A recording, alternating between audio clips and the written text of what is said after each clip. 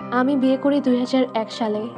আমার মায়ের খুব ইচ্ছে ছিল আর্থিক অবস্থা যেমনই হোক, অসম্ভব একজন রূপবতী মেয়েকে তার ছেলের জন্য বউ করে আনবেন। তিনি সেই ইচ্ছে পূরণ করেছেন। আমার মাও বেশ সুন্দরী ছিলেন। মা পৈতৃক সূত্রে সুন্দরী। আমার নানিও বেশ রূপবতী ছিলেন।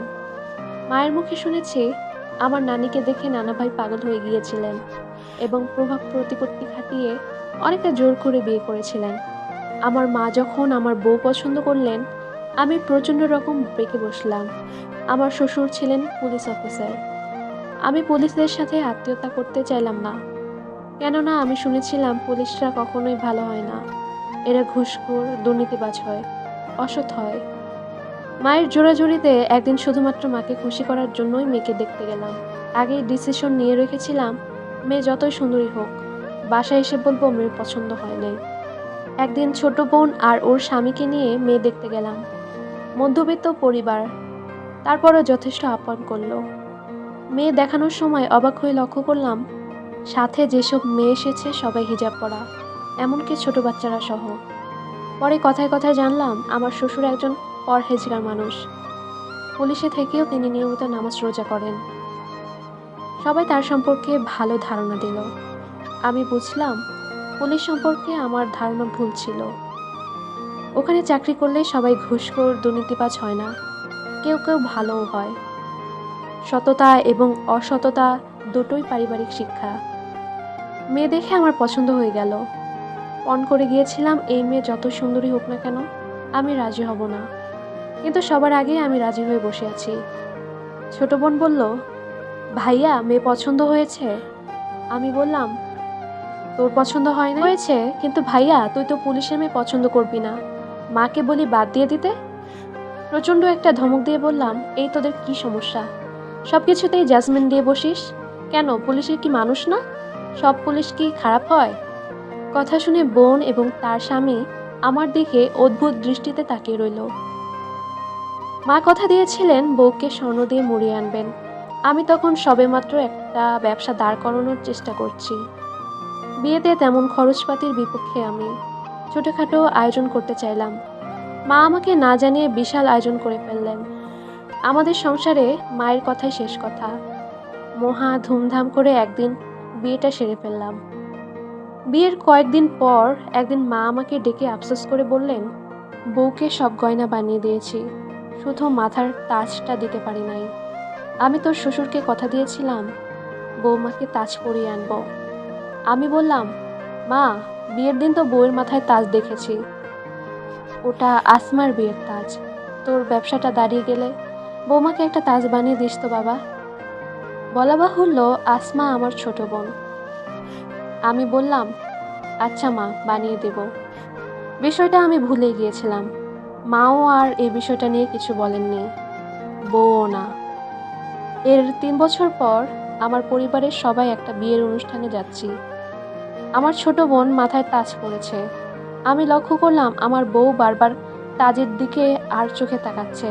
মাও বিষয়টা খেয়াল করলেন, তবে কোনো মন্তব্য করলেন না। আমি তখনও ব্যবসাটা ঠিকঠাক দাঁড় করাতে পারি নাই। আপ্রাণ চেষ্টা করে যাচ্ছি। এটা আমার মায়ের মাথায় ছিল, কিন্তু বিষয়টা আমার কলিজায় গিয়ে লাগলো। একদিন হঠাৎ মাকে ডাক্তার দেখানোর জন্য ল্যাবেড হাসপাতালে নিয়ে গেলাম, ওখান থেকে বসুন্ধরা সিটি মার্কেটে। মা অবাক হয়ে বললেন, এখানে নিয়ে এলি কেন?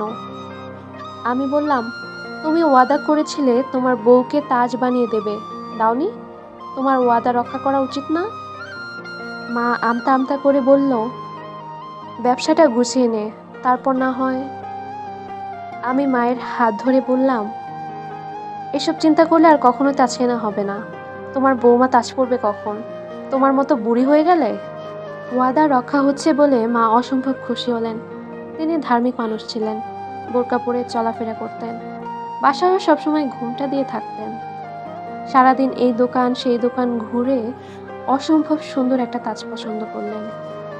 আমি যে বাজেট কল্পনা করেছিলাম, দাম তার চেয়ে বহুগুণ বেশি। তিনি তাজ পছন্দ করেই ইতস্ততভাবে আমার দিকে চাইলেন। আমি বিসমিল্লাহ বলে কিনে ফেললাম। মা বাসায় এসে নিজ হাতে তার বৌমাকে তাজ পরিয়ে দিয়েছিলেন। বউ আনন্দে কেঁদে ফেলেছিল। তাকে এত খুশি হতে আর সারা জীবনেও দেখি নাই। মাও খুব খুশি, ওয়াদা রক্ষা করতে পেরেছেন বলে। সেদিনই বউ আমাকে প্রথম বলেছিল ছোটবেলা থেকে তার তাজ পরার অনেক শখ। সে ভেবেছিল এই শখ কোনোদিনই পূরণ হবে না। অনেক দাম দিয়ে কেনা সেই শখের তাজ বোধ হয় ৩-৪ বারের বেশি পরে নাই। তারপরও মেয়েদের শখ বলে কথা। এর ১০ বছর পর ব্যবসা যখন মোটামুটি দাঁড়িয়ে গেছে, আমার অতি ঘনিষ্ঠ একজন বন্ধু আমার সাথে বেইমানি করে বসলো। সে আমার ব্যবসায়িক পার্টনার ছিল। বেশ কিছু টাকা মেরে দিয়ে ব্যবসার লাল বাতি ধরিয়ে দিল।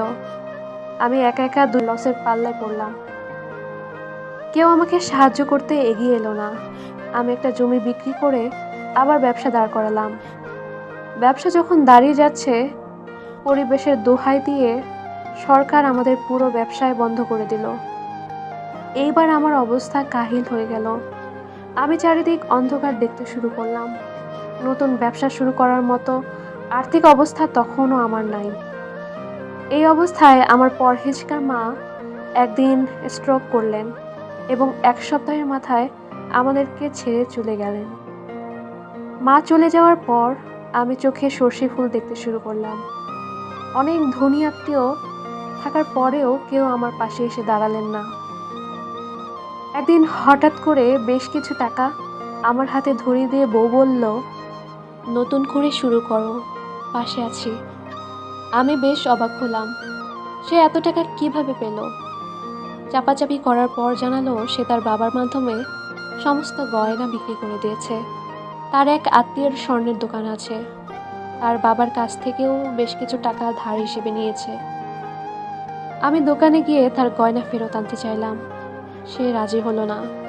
বউ আমার হাত ধরে বলল, তোমার যখন অনেক টাকা হবে আবার নতুন করে বানিয়ে দিও।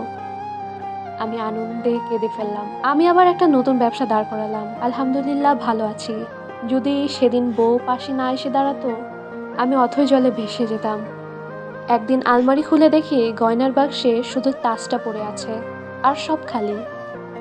বউ বলল, আমার শাশুড়ি আমাকে অনেক পছন্দ করে এই তাজটা কিনে দিয়েছিলেন। এটা আমি নষ্ট করব না। এটা আমি স্মৃতি হিসেবে আমার মেয়েকে দিয়ে যাব। আমার চোখে পানি এসে গেল। এখন আর সে স্বর্ণের গয়নার প্রতি আগ্রহী নয়। আমি কিনে দিতে চাইলেও সে রাজি হয় না। আমার মাঝে মাঝে মনে হয় আমরা যতখানি বউকে অবহেলা করি, ঠিক ততখানি অবহেলাই ফেরত পাই। কিন্তু বউকে যতখানি ভালোবাসা দেই, তার বহু গুণ বেশি ফেরত পাই।